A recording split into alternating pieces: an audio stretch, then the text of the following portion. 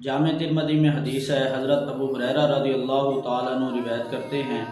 کہ اللہ کے نبی حضرت محمد عربی صلی اللہ علیہ وآلہ وسلم نے ارشاد فرمایا، افضل الصلاۃ بعد صلاۃ الفجر صلاۃ اللیل، کہ فرض نمازوں کے بعد سب سے جو افضل نماز ہے وہ تہجد کی نماز ہے۔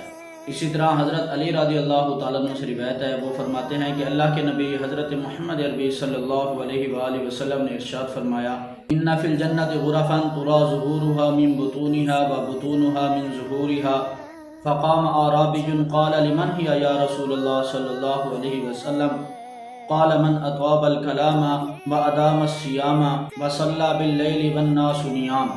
حضرت علی رضی اللہ تعالیٰ عنہ فرماتے ہیں کہ نبی کریم صلی اللہ علیہ وآلہ وسلم نے ارشاد فرمایا کہ جنت میں کچھ بالا خانے ایسے ہیں کہ جن کا اندر باہر سے نظر آتا ہے اور باہر اندر سے نظر آتا ہے۔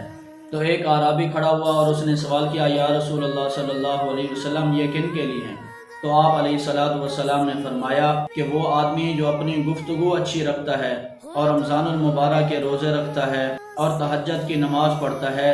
یہ بالا خانے اللہ تبارک و تعالی نے ان کے لیے بنائے ہیں۔ اسی طرح ایک اور حدیث میں آتا ہے، اللہ کے نبی حضرت محمد عربی صلی اللہ علیہ وآلہ وسلم نے ارشاد فرمایا کہ اللہ تبارک و تعالی تہجد کے وقت اس دنیاوی آسمان پر تشریف لاتے ہیں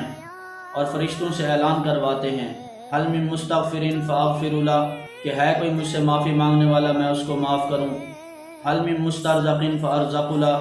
ہے کوئی مجھ سے رزق طلب کرنے والا کہ میں اس کو رزق دوں، حل من مسترحم فارحم له، ہے کوئی مجھ سے رحم طلب کرنے والا کہ میں اس پر رحم کروں۔ تو میرے بھائیو اور دوستو، ویسے تو ہمیں پورا سال تہجد کا معمول بنانا چاہیے، تہجد پڑھنی چاہیے، لیکن رمضان المبارک میں تو اس کا خصوصیت کے ساتھ اہتمام کرنا چاہیے، کیونکہ اس وقت ہم اٹھے ہوئے ہوتے ہیں، ہمارے پاس موقع موجود ہوتا ہے۔ اللہ تعالی ہم سب کو عمل کرنے کی توفیق عطا فرمائے۔